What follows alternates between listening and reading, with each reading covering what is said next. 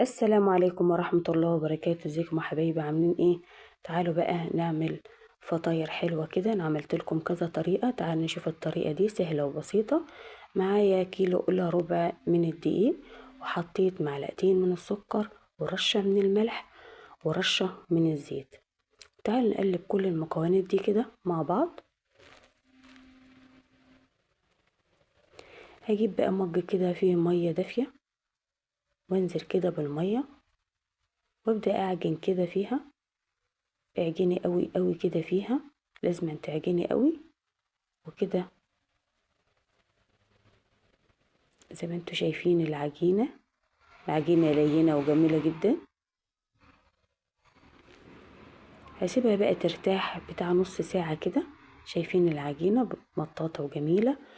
لازم العجينة ترتاح معاكي عشان انت تقدري تشتغلي فيها كويس.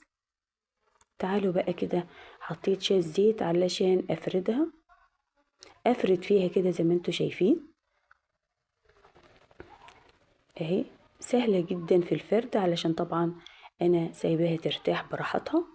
كل ما تسيبي العجينة ترتاح كل ما تقدري ان انت تعرفي تشتغلي كويس فيها وتفرديها بسرعة. تعالي بقى اجيب كده السمنة. انا معايا هنا زبدة انا مسيحاها. معاكي سمنة معاكي زبدة اللي يريحك يا قلبي.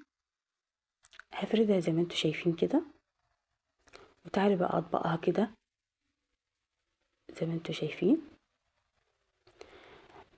اما اطبقها بقى بالطريقة دي بتعمل لي بقى، بتورق كده الفطيرة وتبقى جميلة جدا. اقطع بقى الحروف دي كده وامسك اقطعها كده. هتعمل معايا 5 فطاير اهي.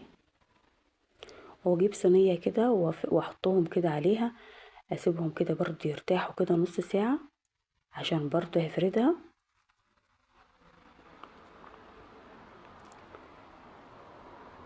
كده ارتاحت معايا العجينة، وامسكها برضو افرد فيها كده اهي. برضو بتبقى سهلة برضو في الفرد على طول. طريقة حلوة تعجبك، واللي يشوفني كده يا ريت يا جماعة يصلي على الحبيب. متنسوش الاشتراك واللايك.